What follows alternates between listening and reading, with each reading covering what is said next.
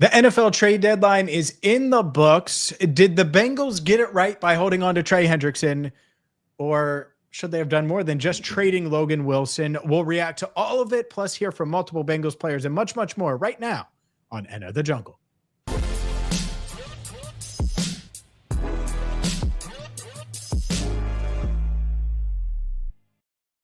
Hi again, everyone, and welcome into Enter the Jungle. He's Andrew Fox-Miller. I'm James Rapien. You can catch us every single Tuesday right here on the YouTube channel, Cincinnati Bengals Talk, weekly on FanDuel Sports Network, and we are proudly brought to you by FanDuel, America's #1 sports book. Also, check out Garage Beer, which, got to be honest, watching this Bengals season, watching this Bengals defense, you got to have a couple Garage Beers. It's going to help you get through it and also make watching the Bengals score a bunch of points but still lose enjoyable. Yeah, a couple of trades maybe, but no, we got one. Yeah, we got one, and we're going to react to the Logan Wilson deal. You're going to hear from Demetrius Knight and Barrett Carter coming up in just a few minutes here on Enter the Jungle. But I don't think that's the story, Andrew. I don't. I think the story is the fact that the Bengals only made one move. The fact that the Bengals had a lot of guys. I mean, we talked about it on the channel, multiple videos on the channel, a lot of guys that they could have moved, contract year guys that have been benched, kind of disgruntled, want a change of scenery, all of those things. They didn't trade Cam Taylor-Britt. They didn't move a contract like BJ Hills, who much like Logan Wilson, it feels like that's going to feel like a rough deal given where he is, and he's kind of in the way of a young player. And guys like Joseph Osai, all those guys, you could have moved some of them. But the big fish, the one that everyone thought, all right, well, you might be able to get a lot for him, is Trey Hendrickson.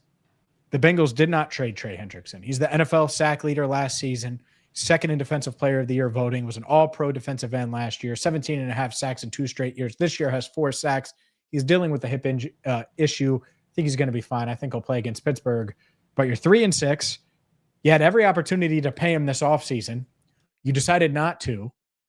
And now you have a chance to trade him at the deadline in a very active deadline across the league. And the Bengals hold on to him. Was this the right move? Was this the wrong move? Your thoughts on the Bengals keeping Trey Hendrickson? All right. So let's get this out of the way. First of all, I think my audio levels are low, so I'm going to have to fix this after the fact. But let's get this out of the way. If I were running an NFL what's that? Coming up short. You're coming up short like the Bengals at the deadline. Your I know, right? Levels are low. I can tell. I can hear it. I'm trying to mess with it now. Yeah. Let's get this out of the way.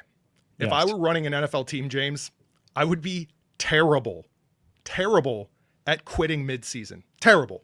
And I'm not thinking about like next season or the season after that. Like if there is a mathematical chance that I can make it to the postseason, I'm not selling. Or at least I'm not seeking buyers. I'll listen to offers, of course. I realize this defense has been awful. Wow. But I still think I'd have difficulty selling my best player on that awful defense. I just would. I'd probably need you, James, to be the push to my pull, if that makes sense. Clearly. Now, let's look at it from the lens of this Bengals front office. Either one, this team believes, as Zach Taylor has repeated over and over and over again, that they have the coaches and the personnel they want, and they believe they can win as is. Or two, other teams just simply weren't offering the Bengals what their asking price was. They just weren't. There's also the idea, of course, that Cincinnati could come to some agreement with Trey and keep him beyond the 2025 season, whether that's through a proper extension or a franchise tag. Okay. Man, we are just... keep going. Maybe it's a little bit of all the above. Mm-hmm. That's how I think they're thinking. Uh-huh. And if they really believe that, I understand why they're not doing it. What I don't understand, though, is why they did nothing to help this defense that has been awful. If you're not going to move Trey, why aren't you going to say, well, this is our philosophy. We're sticking to this. So let's add to help what has been historically awful. Make up your mind. That's where I'm sitting. Sure. That makes sense, making up your mind. And you should make up your mind in reality where you're 3-6. You've given up 86 points in the past 2 games. Despite scoring 80 points, you're 0-2. You've had the best literally the best offense in the NFL for the past month with Joe Flacco at quarterback, 40-year-old Joe Flacco. He threw for a career high 470 yards the other day with an AC joint sprain, and you get a loss from it. And I could totally hear the argument. Oh, well, they would have won with Trey. Fine, but you didn't. And now you're 3-6, and you probably could have gotten a second round pick and then some. And that's where it's tough for me. Is like, I get it. You don't punt on the season. You're not punting on the season. You went and you got Joe Flacco and you made a run at it in your soft point of your schedule. And you're still 3-6. You're still 1-6 without Joe Burrow. Like, what more evidence do you need? They still can't tackle. They still can't tackle. Like, I don't know what, like, I totally would have sold at the deadline and sold pieces that clearly can't play. And I don't mean that to be mean, but it's true. Like, if you can't tackle Colston Loveland in the open field, well, guess what? That's a you problem. That's not an Al Golden problem. That's not a Duke Tobin problem. No, that's a you problem.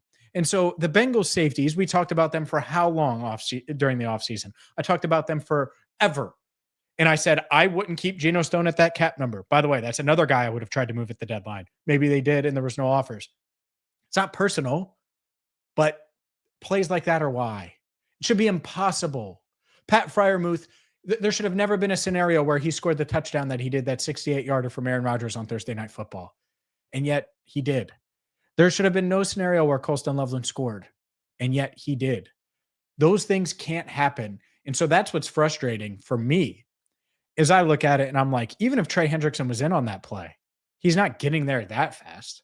It wasn't that quick of I mean, they blitzed on that play. It wasn't that long of a developing play. And maybe he does make a difference at some point in that game. Fine. Totally buy that. But this defense is so flawed. The coaches, they're paid to coach. They're not going to throw their guys under the bus.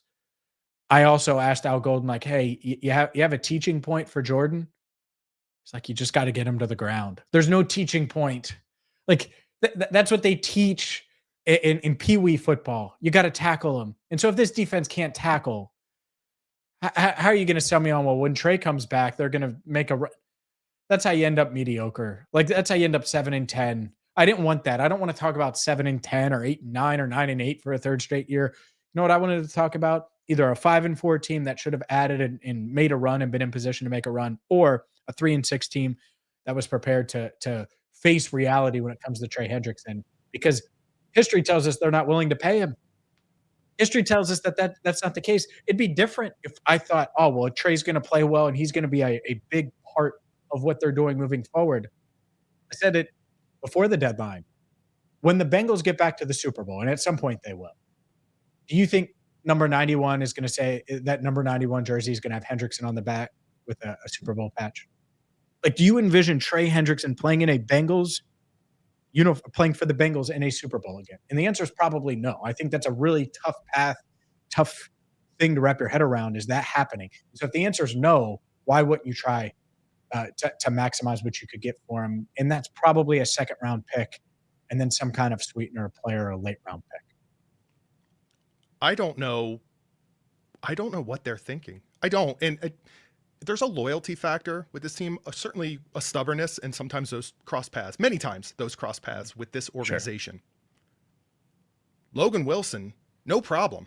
We'll move on from you. And I get that we're talking about two completely different players here. I understand talent levels too. Yeah. Yep. Captain, praised by Al Golden heading into the season. Yep. Benched. Obviously, yep. Trey Hendrickson not bench, but as far as leadership in the locker room, I'm not criticizing the Logan Wilson. We'll talk about that in a bit here, but I'm not criticizing that per se. I'm just saying that what is it then? Because to your point, it has to be that they truly believe that this is, like they thought going into the season, having Trey Hendrickson makes all the difference, and it is going to make them competitive and give them a shot at the postseason this season. That's the only, and it might not be that, but that's the only thing that I can wrap my head around is what they're thinking. That's it. Well, I think the way they're built, they were thinking, we're going to score a bunch of points. We're going to score in bunches. We'll have the lead. We're going to have a young team, but Trey Hendrickson will get after the passer. Shamar Stewart will be disruptive. Joseph Osai and BJ Hill, like these guys will be reliable enough. And it's been so bad because they can't tackle. They can't do the basic things. I was talking to a former, I don't want to say who, someone involved in the NFL. I don't even want to hint at it because then people will speculate. And I was like, what is going on with the tackling? And he's like, you know what? And it's no one that's on the staff or was on the staff or in the building or anything. It's like sometimes bad players are just inconsistent tacklers, and you can drill it and drill it and drill it. And they're just bad players, and they're going to be inconsistent when it comes to tackling. And to us, it's such a basic thing. I'm not saying it's not hard, but it is simple. Simple and hard are far different. I'm not saying it's easy to tackle Colston Loveland, but when you're a starting safety in the NFL and you and your running mate are right there, you better tackle him. You better get him down on the ground, especially when the game's on the line and you've had these issues for the past 3 months and dating back to last year, and it's all you heard. Like at some point, it's personal, and you should be offended. Like if I'm Geno Stone, I would be offended that people view me the way they do in Cincinnati, because I was really good in Baltimore, and that will not be his legacy here if it ends like this. Jordan Battle, same thing. Like I think after his rookie year, a lot of people felt like, man, Jordan Battle. And then Lou brings in Vaughn, and it's weird and it's awkward. And then this was his year. And it's quickly, even though he's had some bright moments, he has 3 interceptions. He has interceptions in all 3 Bengals wins. And it's been too inconsistent. And I do think you bring up a good point about Logan, and that's where we'll go next. Because the Bengals traded Logan Wilson for a 7th round pick. If I would have told you that at the combine when Al Golden is just praising Logan Wilson and it feels like they're going to build around him and he's a big piece of what they're doing moving forward, it would have felt insane. And yet here we are. We'll discuss Logan Wilson. We'll discuss the move to trade him to Dallas and if the Bengals got it right coming up next. Ooh, welcome in. That's 12 minutes, Andrew. Welcome in to a live trade deadline edition of Enter the Jungle. I'm James Rapien. He's Andrew Fox Miller. We're recording this for FanDuel, so we'll take our little breaks and say hey to you in between. We'll get to some live questions here on YouTube after the show. We have about 10 minutes of recording time left. You're going to hear from Demetrius Knight here, Barrett Carter here as well. We also have plenty of thoughts on the Logan deal. I didn't know we were going to go that long on Trey, but it's true. I know. I mean, what are they doing, man? Actually, real quick, I'm going to do a quick fix on my mic. Do your audio mic. Yeah, man. Take it easy over there. Andrew has all these fancy things. And I have I have a nice Sony camera, but he has these really fancy things, and it looks great when it's working. But a lot of times it doesn't work right. He's got to tinker. And oh look, I'm getting static now. Like what? There you go. Now it's gone. Look at that. Look at that. It's just unbelievable. You got to tinker. If only the Bengals would tinker with their roster like you tinker with your mic, it would be. You still getting static? Yeah, a little bit. It's like white noise. Static was the wrong word. Hang on. Yeah, it's fine. It's not bad. It's low. It's really low. Really low? I hear you, but I hear static too. Yeah, or the white noise. All right, I'm listening back. Here, answer while we got a quick break. Yeah. We'll be talking about that one probably. I've traded only for a player like Quentin Williams. Who cares about draft picks, especially defensive draft picks? I mean, who cares about picks? Like, Trey's 31. What do you mean who cares about picks? Like, at some point, you need to go that route. Who cares about picks? They got nothing for Jesse Bates, even though it was very clear that he was walking.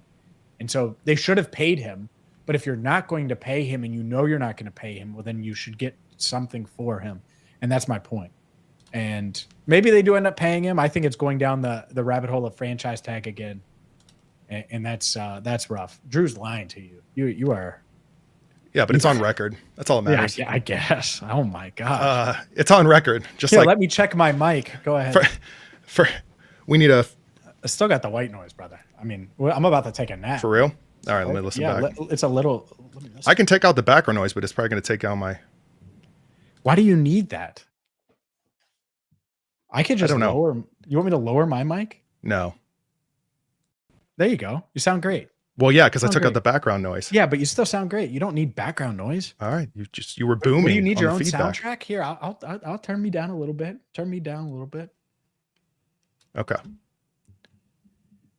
Now it's time to turn me up. Now we're Logan good. Wilson has been traded. Welcome back into No, I'm just kidding. No, I'm just kidding. I'm not going to do that to you. I'm not going to do that to you. You ready? I'm ready. All right. We're 12 minutes now. We only have 10 left, and then we're going to get to all these questions. You sure you're all right? Yeah. I'm good. Okay. It's unbelievable. I don't know what's going on. This is what happens. I can just work the magic in post, and then when we're live, I got to do it in real time. It's a whole nother animal, James. Magic. You turn that camera on, you make magic. That's it. I'm ready. That's the philosophy I live by. All right. 3. Welcome back into End of the Jungle. I'm James Rapien. He is Andrew Fox Miller, and it's time to break down this Logan Wilson trade. It was a shocker, I think, to some that the Bengals only got a 7th round pick back. The Bengals sent Logan Wilson to the Dallas Cowboys in exchange for a 2026 7th round pick. It is the Giants' 7th round pick, so it's a bit earlier than the Cowboys will pick. We'll see what happens with the Giants and Cowboys, but you get my point here. So, Andrew, they send Logan Wilson to Dallas. Not a shocker. We talked about that plenty.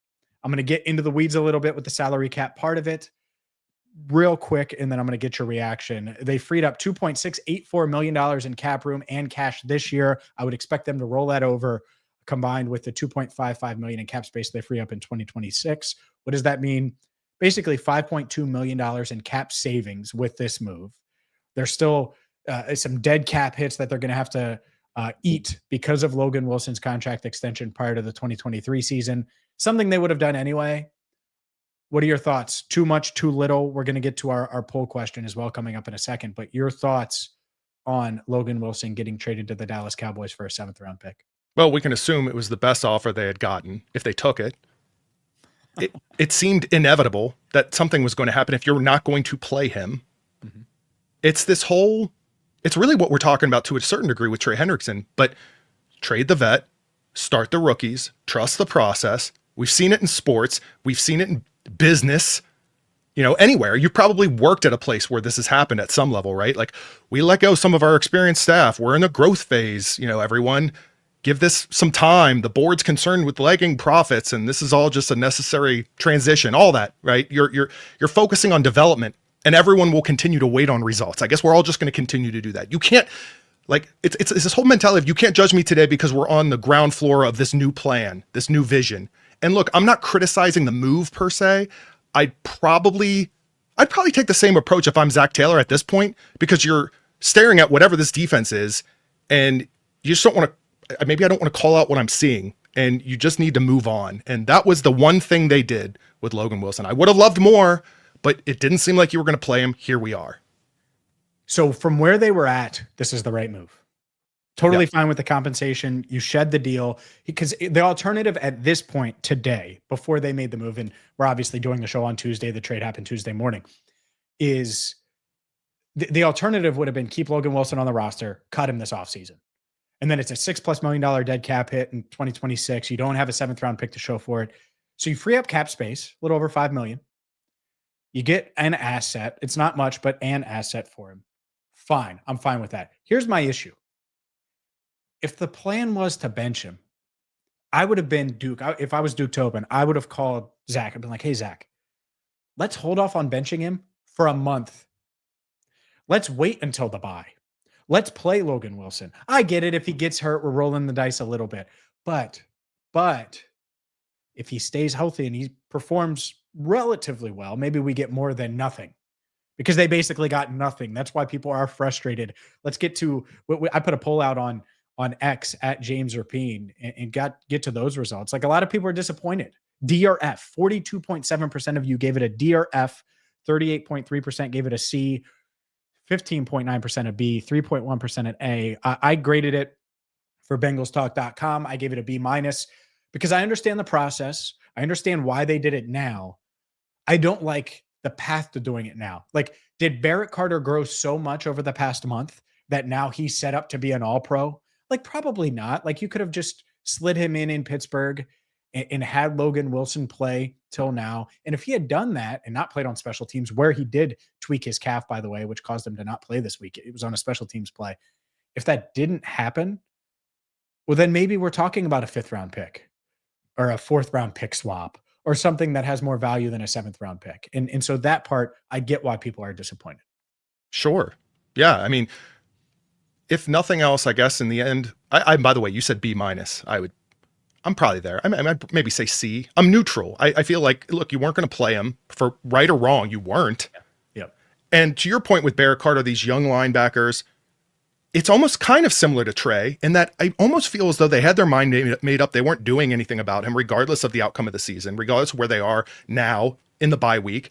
And maybe the same goes for Logan Wilson. Now, granted, he got that going. He requested the trade. Had he not done that, I don't know if it would have happened, but they did it. And I think mentally, like, regardless of development, regardless of how these young linebackers are doing, it's like they just had it in their head, like, we're moving on no matter what. We're going to stick to our guns. Again, stubbornness, for better or worse. That's what they stuck with, regardless. Yeah, it's tough. And it's tough because maybe Demetrius Knight and Barrett Carter are the future. Once upon a time, it was Logan Wilson and Jermaine Pratt taking their lumps. The expectations were different, though. It felt different in 2020 versus what it did this year, entering this year for sure.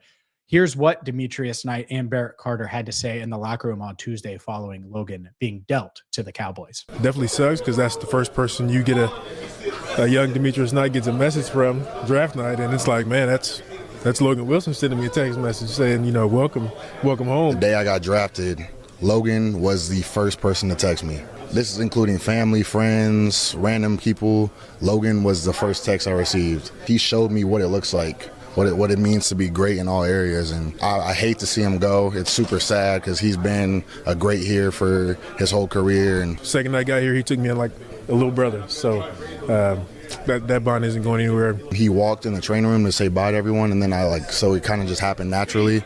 But I went over to him and hugged him, and told him I loved him, and he expressed to me that like his phone is always open with and he's always a phone call away, and he's always gonna keep pouring into me. So as I continue to go through this rookie year, still gonna continue to message him and ask him things. Still got a guy like OB here so that I can bounce questions off of, but a guy like Logan who has a ton of input, being in games, being in situations like this, knowing how to persevere in situations like this, and coming out on the other side on top.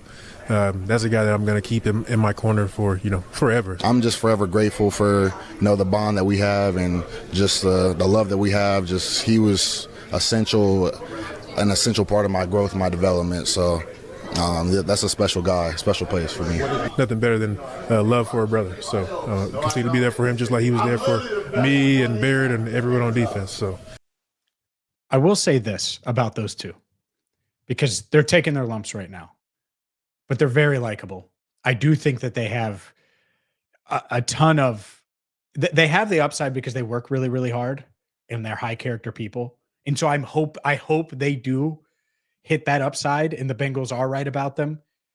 But it's tough to bench Logan Wilson, 5 games into the year. It was after that Detroit game, and go with Barrett Carter because it tanked his value. And now Logan Wilson is headed to Dallas. We'll continue the conversation, including a trade deadline hypothetical, because who doesn't love those? Of course I do. We'll do that and much, much more coming up next. We're going to have to be quick here, Andrew. Yep. Yeah, very quick. For the FanDuel copy, you'll definitely have to trim that.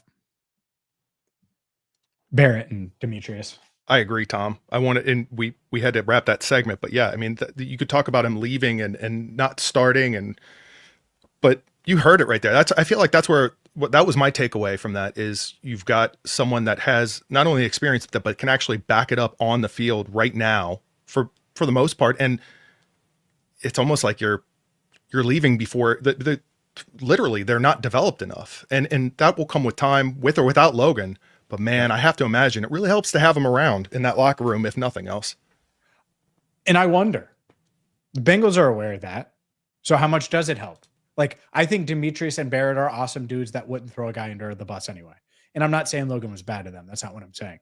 But how much of a leader was, I don't know. I don't know the answer to that. Obviously, yeah. Barrett and Demetrius are going to say he was an awesome leader and he helped them a ton. And hopefully he did, and hopefully it really rubbed off on them fast, right? But I do know Logan was going through it a bit over the past couple of weeks, and I wanted him to get traded for him personally because I think he gets his answer. All right, is he done? Is he not? Yeah. I don't think he's done. Like, I think him and Barrett played pretty similar. Like, Logan's probably playing better than Barrett right now, and certainly better than Demetrius right now. But I don't think it was like crazy far off where Logan was this game wrecker and these rookies are replacing him. You know what I mean? Like, I think it was pretty closer than that, and that's why they made the move. For sure. And for those that are in the comments, I just want to reiterate, we've got a couple really short segments we're going to do.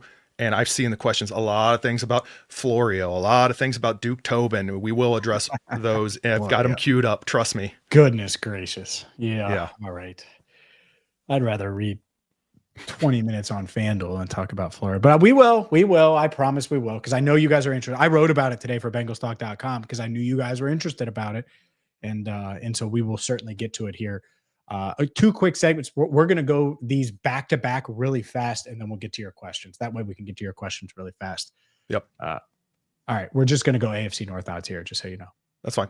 It'll be really quick. I'll come in, do the read, and then get to the odds, get your reaction very, very quick, and then bounce. Cool? Yep. All right.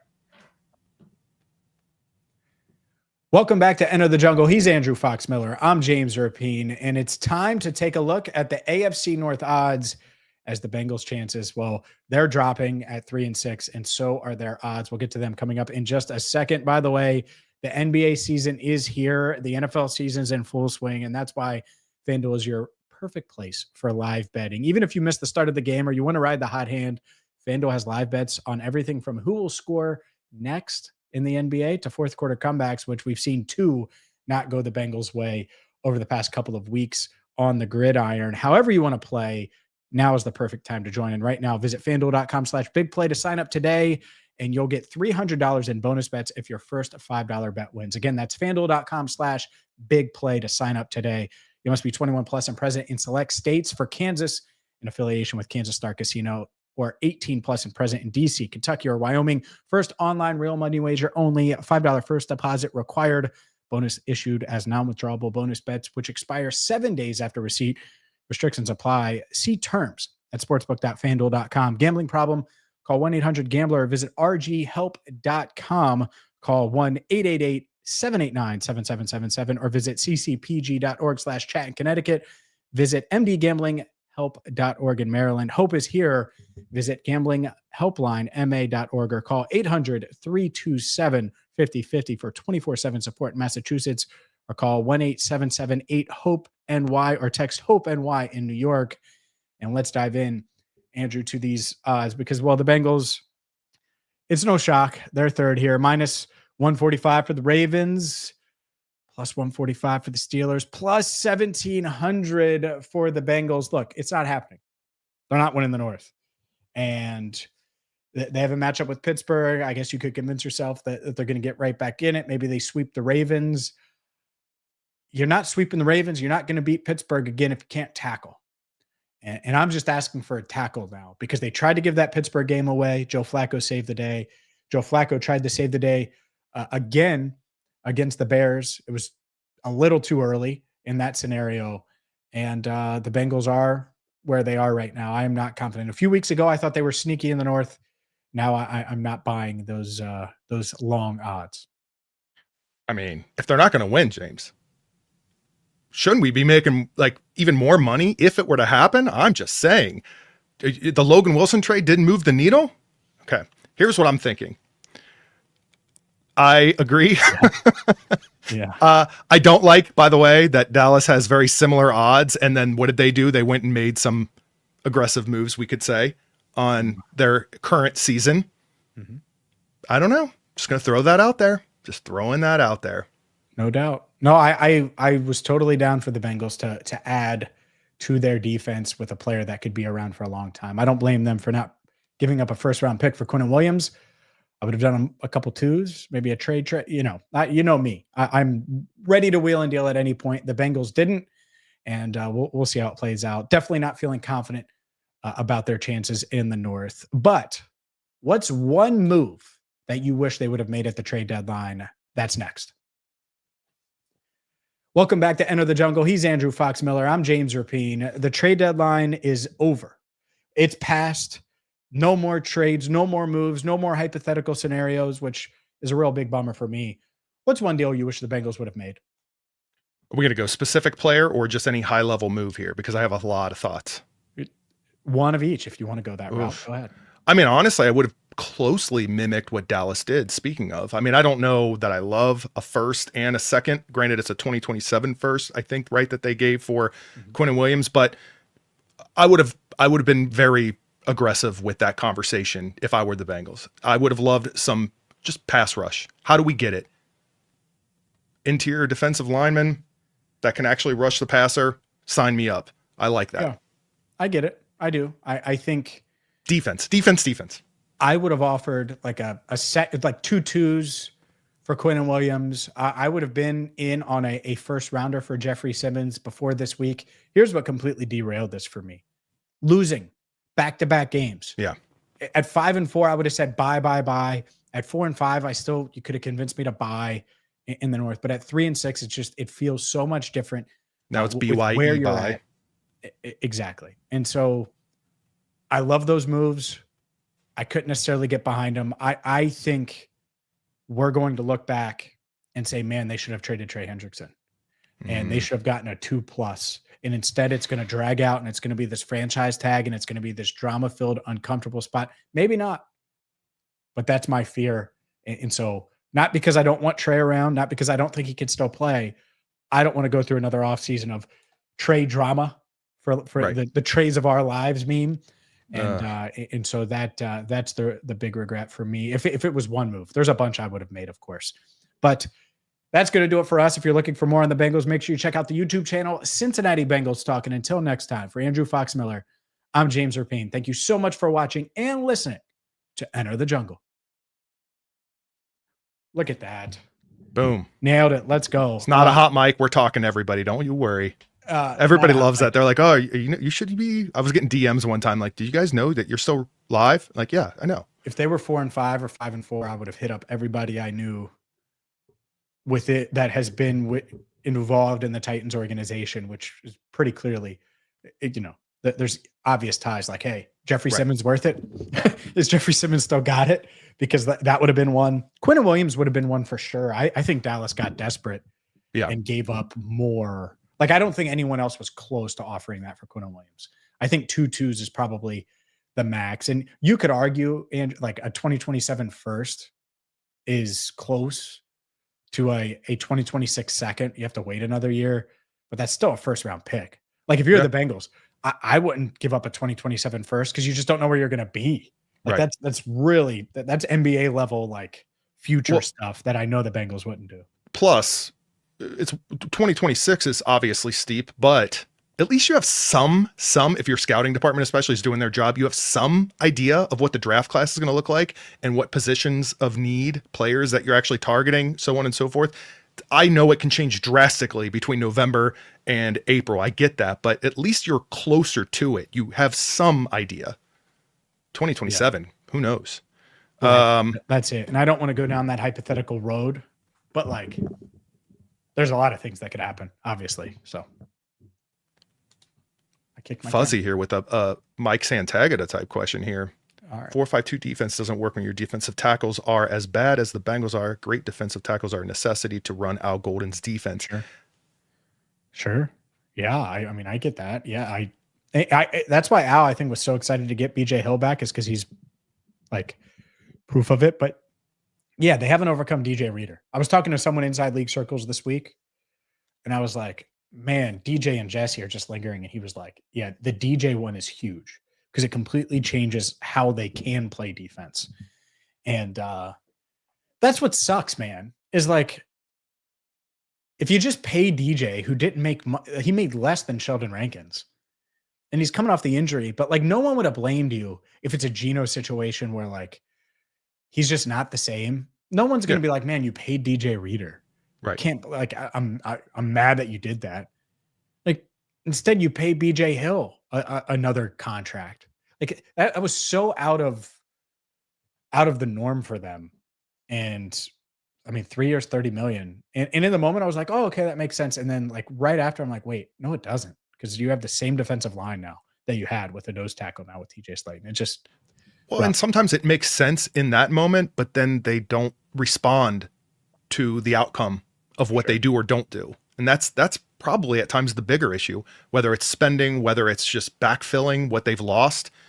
And that's always, honestly, especially in this era of Bengals, the Zach Taylor era, we'll just call it that. But certainly this era of defense and drafting and development, every player that walks out, as a Bengals fan, I would be, and I will be nervous that they won't have an answer for the person that walked out the door, even if they're average.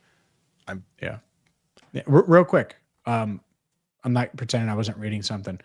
You have 2-factor authentication on your X, right? Yeah. Okay, good. Make sure you do. Everybody I know is getting hacked. Really? Like everybody I know is getting hacked. Yeah. And they'll DM you. Anybody, if you get this DM, do not click it. Hey, can you show some love real quick and vote on Spotify and Google? I'm one of the few, blah, blah, blah, blah, blah. No. It's fake. Like if someone's asking you to vote for something, it is fake. I don't want to name names, like multiple media members DM me. Make sure you have two-factor authentication. And it's not just media people. Like people are just getting crushed with that. Anyways. Well, I do, James. Random. Let me share my screen and show you. No. You do though, right? Like you use an authenticator? Yes. Something? Okay, please do. Don't need you like, oh, my X is hacked. I don't have access to anything. And I damn sure don't need them. Anyways. Yep.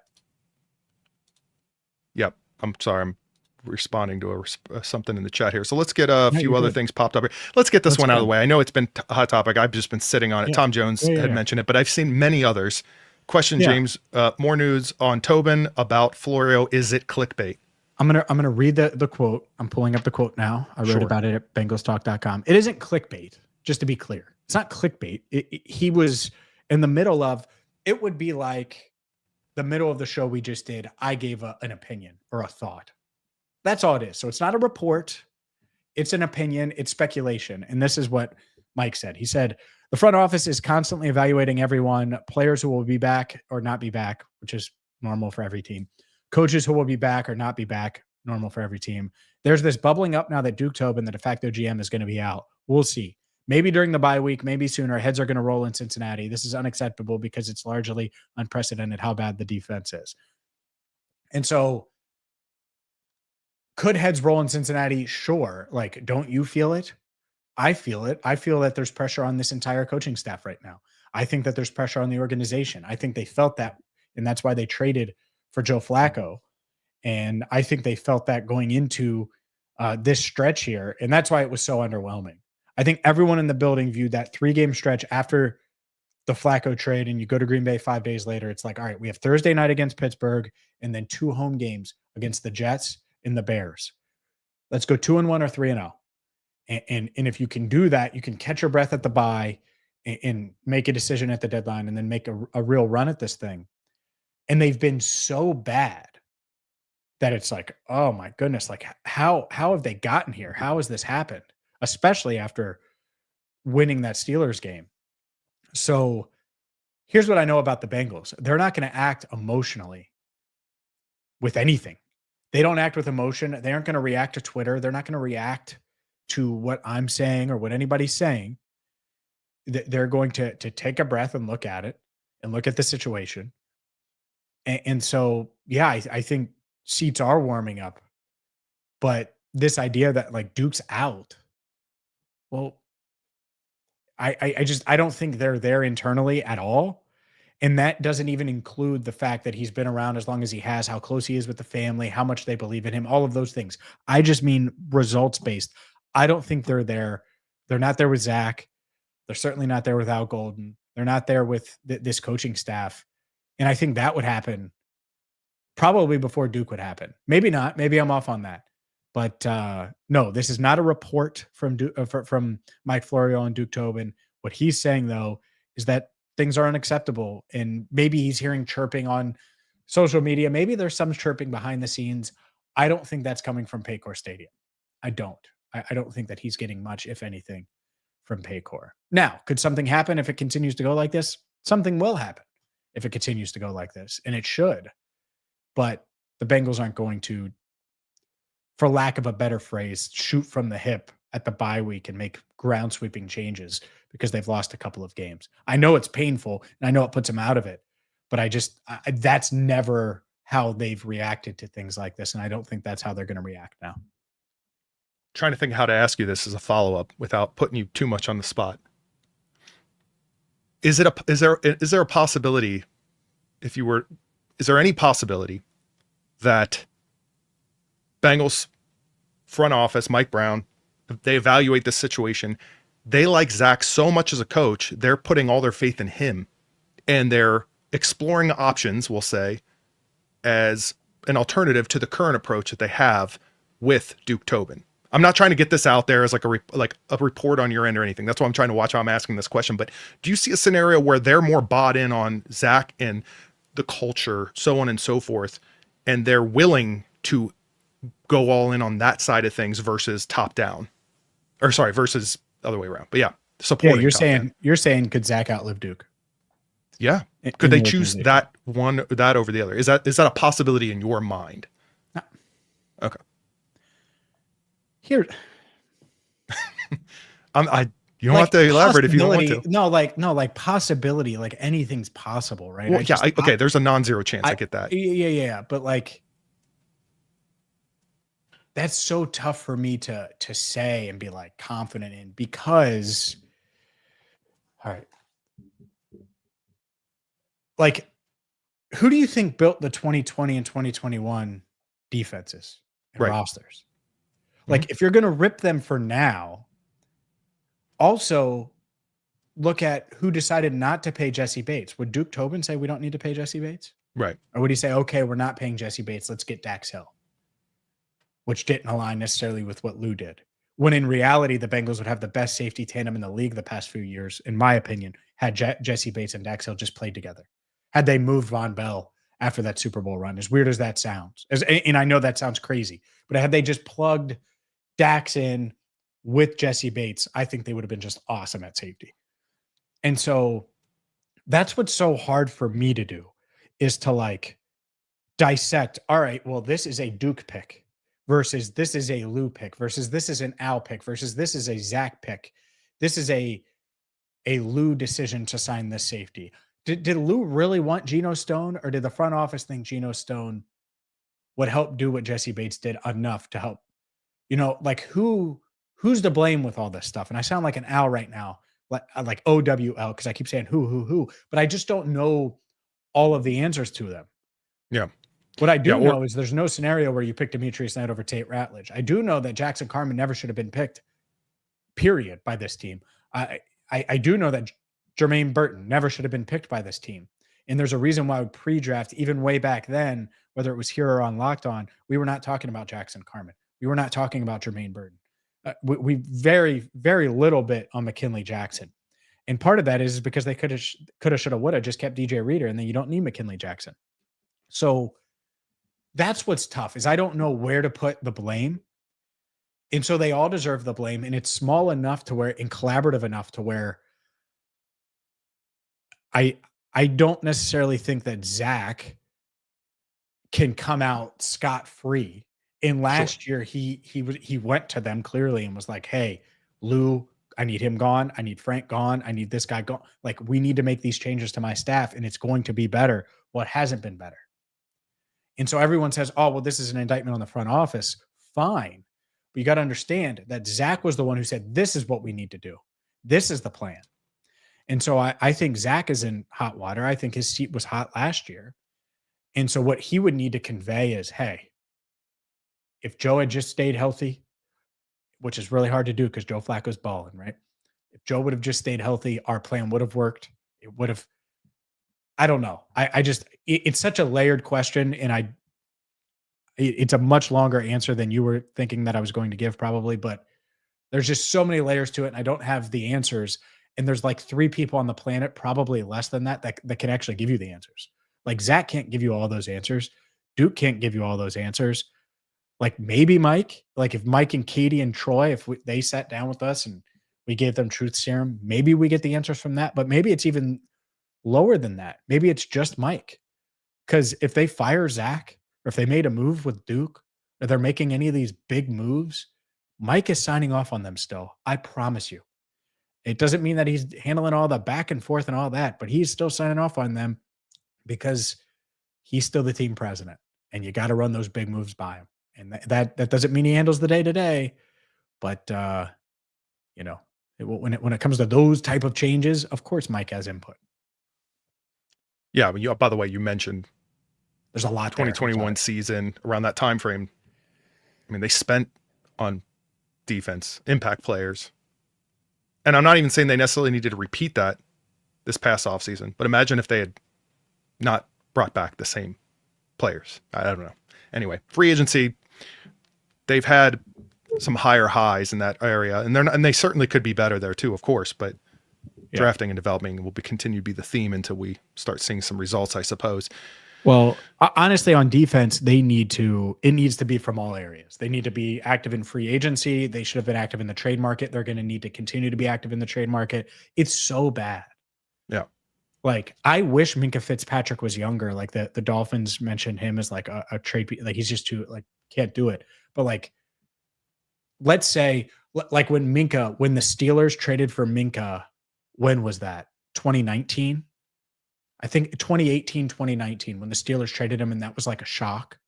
Mm-hmm. That's the type of deal. I wish I would have thought of that pre-trade deadline. That's the type of deal the Bengals should do, like, and be interested in, is like this bona fide stud that you're just getting and can hit the ground running with. Like, they need those kind of pieces to build around, and they don't have them. Like, when you think of the Bengals defense, who are you thinking of as a playmaker? Hopefully DJ Turner. He's like Spider-Man out there. Dax Hill has had his ups and downs. I think he's a solid starter. And I'm not including Trey Hendrickson because it goes without saying, but outside of those two guys, I don't think playmaker with anyone. And Jordan Battle has 3 interceptions, but he's left more plays out there than he's made. And so you can't get the playmaker tag when that's the case. Yeah. Oh man. It's going to be an interesting free agency. Really interesting. Oh man is going to be right, because you're going to hear me saying, "Oh man, you guys better be making moves." I mean, we got to completely reload and revamp. Right. And people are going to say, "Is Duke the one to do it?" I don't know. Is this coaching staff the one to do it? Like, there's just so many uncertain. It's a lot up in the air right now. A lot. Actually, I do want to mention around the league and how it pertains to the Bengals. Speaking of, the Colts making crazy moves. They get Sauce Gardner, Lou Anarumo. Can you imagine?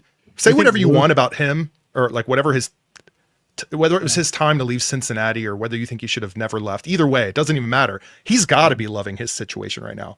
The Colts orchestrated an aggressive trade that landed him an elite DB. He could have retired as a Bengals coach and never experienced something like that. It's crazy. Yeah. I hate it. No, I love it for Lou. I hate it because that's how I would operate. Like, it's a lot to give up. But if you look at Sauce's contract and what they owe him, it's like so friendly that you're like, oh, let's just roll, baby. Like, what was it, like 14 million per year? Like, they're not paying him a lot. It's wild. Like, the average salary, because of the way the bonuses are. And I didn't look at all of it because I don't cover the Colts or the Jets, but pretty good value there. Now, I think the Jets got a haul.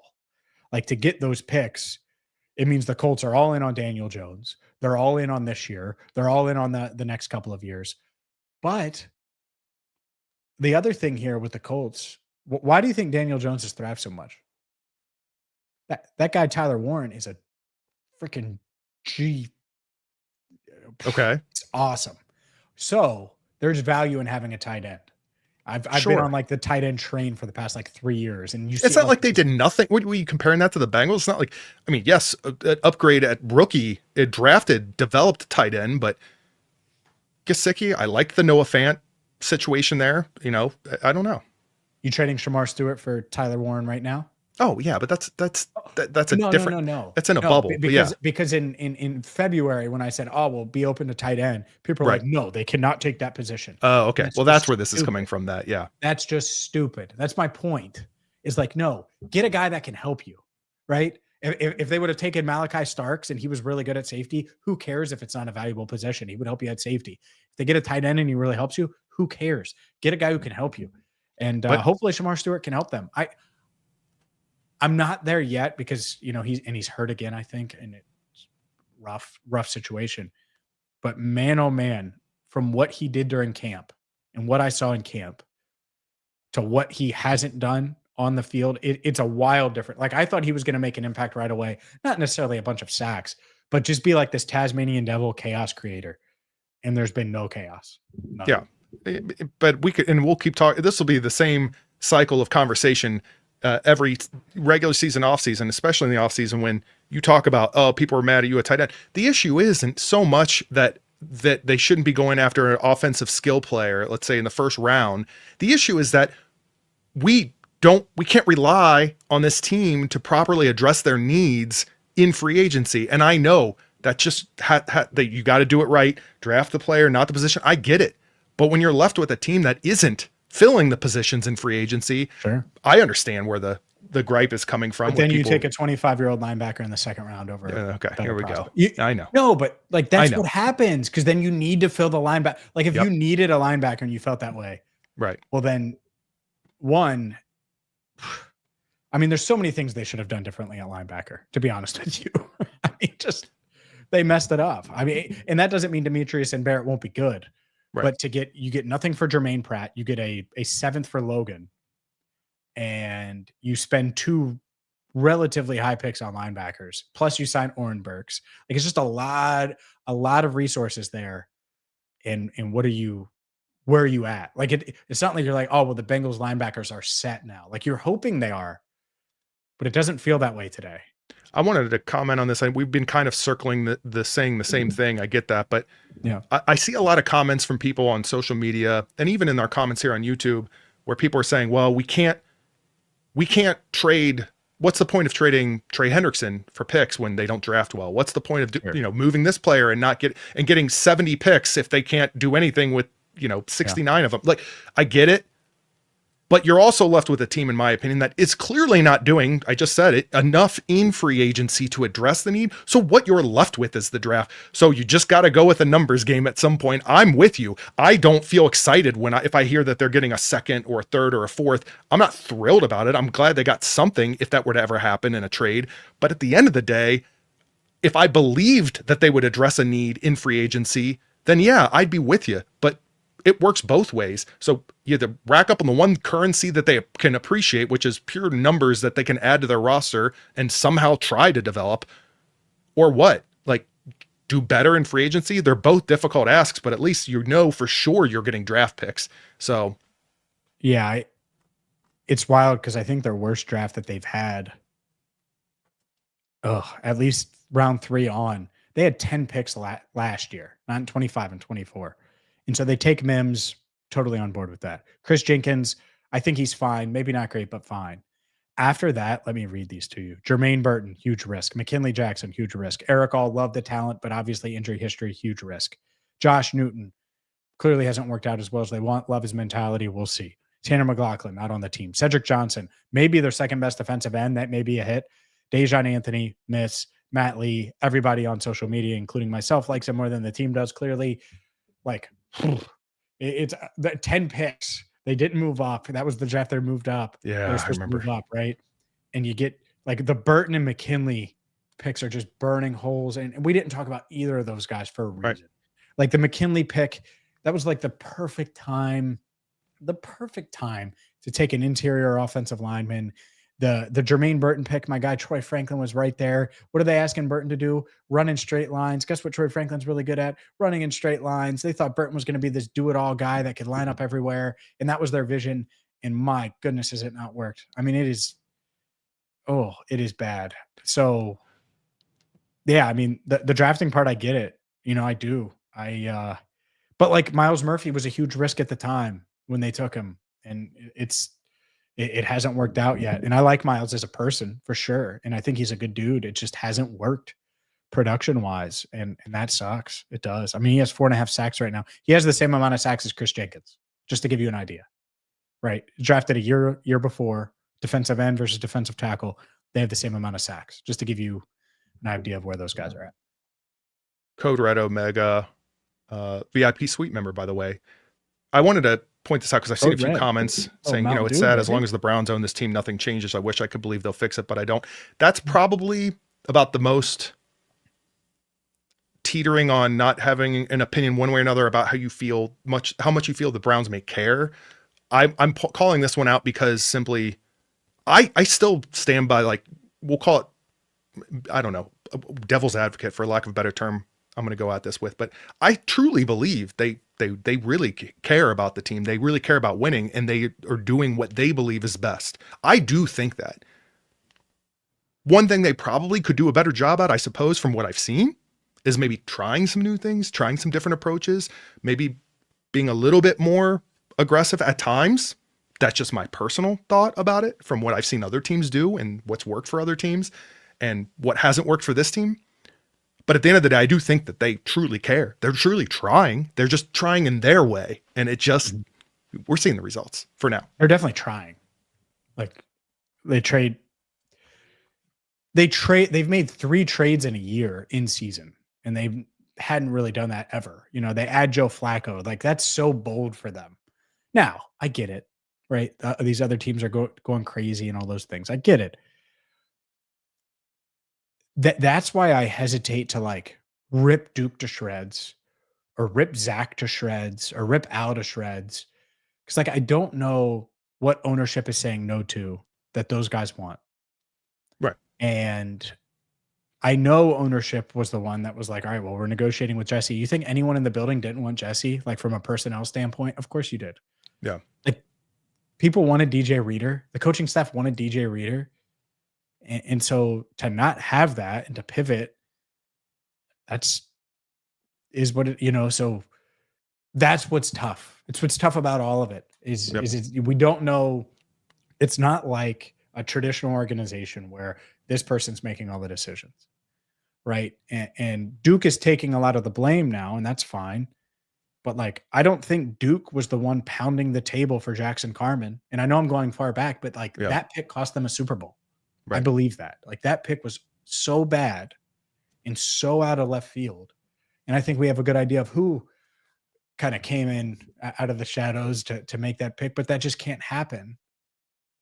And it did, and it cost them. So how many times does that happen with someone else in the organization when they have these draft room debates and it's close between the linebacker and the guard? And how does it go? Like, I don't know. And so that's what's really tough to look at. Here's what I do know. They need to be aggressive. They need to do far more than they did last year in free agency moving forward. Like, I don't care that you're paying like, you don't get a break from free agency because you're paying other guys. It's the NFL. You have to get better. You have to find pieces that work. You have to find pieces that help you. Not Geno Stone and Nick Scott. Not Sheldon Rankins, because he had a few sacks against you, and man, oh man, he had the press conference of the year after he got sacked or after he got signed. I speak freely. I thought this dude was going to come in here with an attitude and just be awesome, and it was the opposite. He was awful. So you're going to have to do your homework. Jermaine Burton, I still can't believe they picked him, and it couldn't have gone worse. Oh, by the way, Zach Taylor couldn't believe it either. If you remember his reaction in the war room.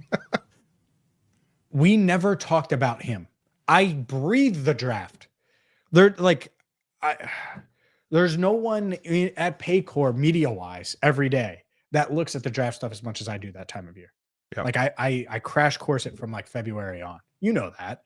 And I start to have these takes. We didn't talk about Jermaine once because we just didn't think that they would be in on him. Right. And I forget the Twitter. Someone messaged me like, hey, they're in on Jermaine Burton. And I'm like, get out of here. It was like 3 weeks before the draft. I'm like, no way. Yeah. And so I didn't even pay any attention to it. And then the day of the draft, it was like, or the day of the second round or second and third rounds, day 2. It's like Jermaine. And it was Jermaine. That person's right, man. I'm never going to forget it. But yeah, and I'm not trying to be mean to Jermaine, but it hasn't worked. So it's not breaking news or anything, you know? Yeah. And to your point, I do want to mention really quickly too, like, we don't know what goes on with this organization behind closed doors. And I know that right now people are mad. I know that people want people to lose their jobs. I understand the feeling as a fan because you're not getting the results that you want. You're not seeing it. But if you've ever worked anywhere, I'm sure that you've had to do something in terms of a job and perform to a certain level. And there are some things that are just out of your control because others that you depend on, or perhaps that you report to, aren't doing what they should be doing.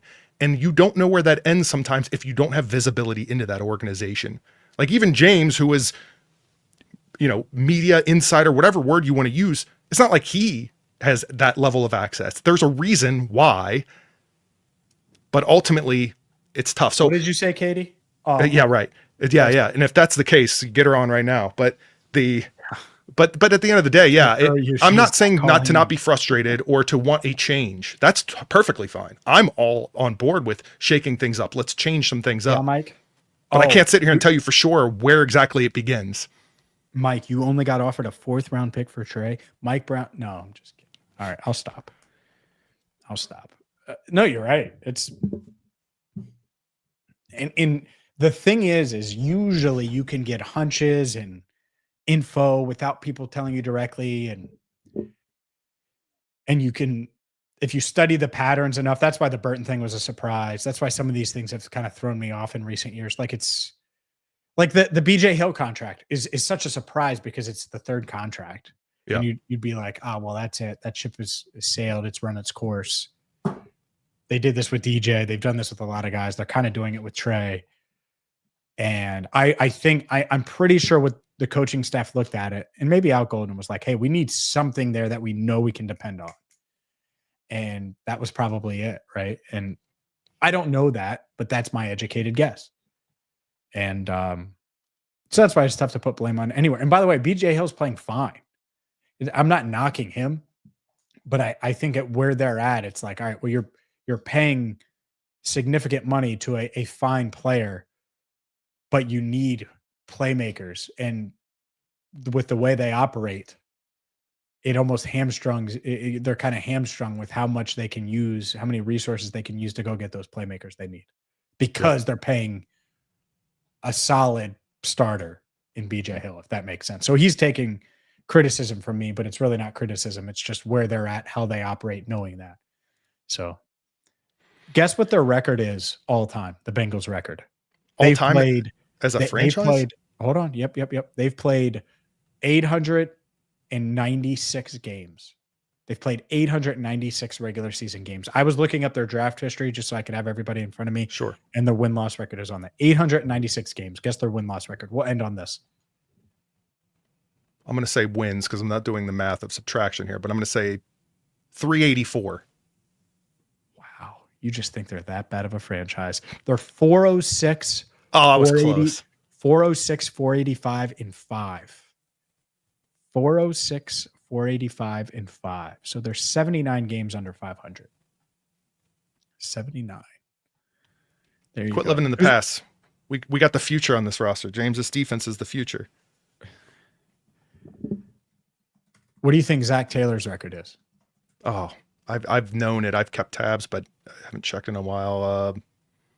I know at one point I knew what it was with Burrow, without Burrow, and yeah, I need the game total. Fine. Well, 108 games. 108 games. Yeah. 49 wins. Shut up. What? He's 49, 58, and 1. That's ridiculous. What are you? I swear to God. That?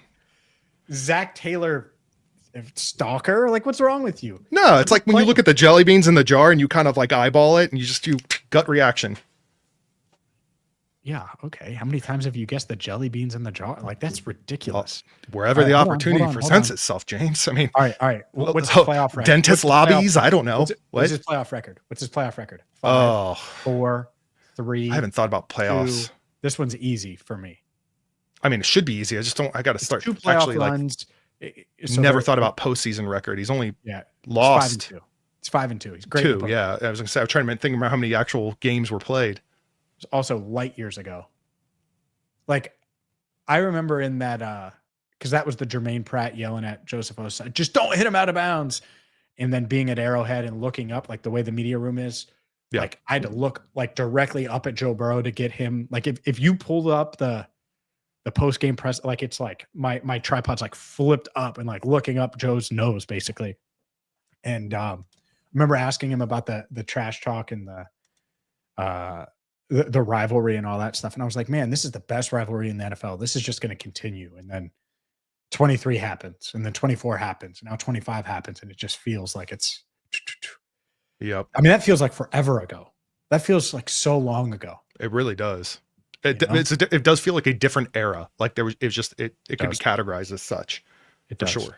It does. And so that's what they're fighting at Paycor Stadium. We're obviously going to have you covered every step of the way. Plenty of ideas here during the bye. So please hit that subscribe button on YouTube if you're watching. And maybe we'll do a member stream soon. We should do that. We're overdue. Oh yeah. I see some members in here. I appreciate it. Helps. Yeah. Check out our members only. We promise we have some stuff in store. It was weird with the game Sunday, the bye week. So Monday suddenly became huge because it's the last time you're going to talk to Zach and talk to some of these players. And then deadline Tuesday. It's been a weird stretch. So we'll get back into a groove here, especially with members as well. All right. For Andrew, I'm James. Thanks for watching. We'll talk to you soon. Thanks, everyone.